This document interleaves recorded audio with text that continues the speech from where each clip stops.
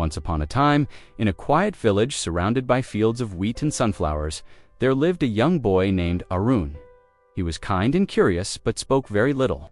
Unlike other children, he was born with a limp in one leg. Every morning, while his friends ran off to school laughing and playing, Arun walked slowly behind them, his stick ticking softly on the ground. At school, he loved to draw and write. But when games were played or contests were held, someone would always say, "Let's make teams fast. Arun will watch from the side." He would smile and pretend it did not hurt, but at night he did ask himself, "Why cannot I be like everyone else?" One afternoon, on his way home, he noticed an old carpenter working in a tiny workshop. The man's hands shook slightly with age, and one of his eyes was clouded white, yet his furniture was the finest in the town. Arun stood there watching for a while.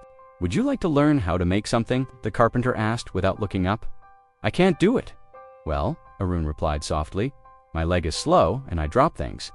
The old man smiled. "I see you can walk and observe. That's all you need to begin." For several days, Arun visited the workshop after school. The carpenter taught him to measure wood carefully and to listen to the sound of the saw. Arun's hands were shaky at first, but he was patient. He built small boxes, toys with moving wheels, and even a tiny bird made from scrap wood. The more he created, the less he thought about his leg. He began to realize that his way of seeing the world was different, and that difference gave his creations a special grace. One day, a festival was announced in the village for the king's visit. A contest would be held for young craftsmen. The winner's work would be displayed in the royal hall. Arun's friends entered with big, polished models made under their parents' supervision. Arun quietly entered a small bird sculpture he had carved alone with his mentor's tools.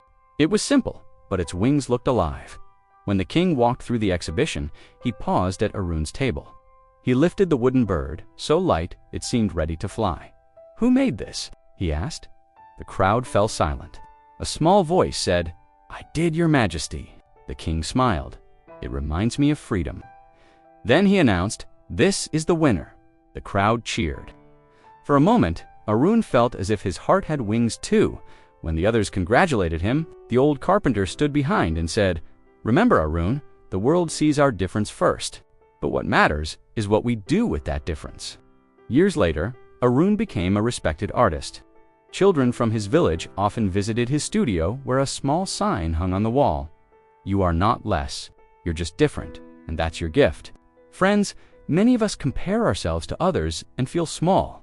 We see what we lack, not what is unique within us. But the truth is, every flaw can become a form of art if we treat it with patience and love. We are not defined by the things we cannot do. We are defined by the heart we put into what we can do. So, believe in your own pace, your own voice, because you are not less than anyone. You are just becoming what only you can be. Be grateful, stay kind, and walk with confidence in your own light.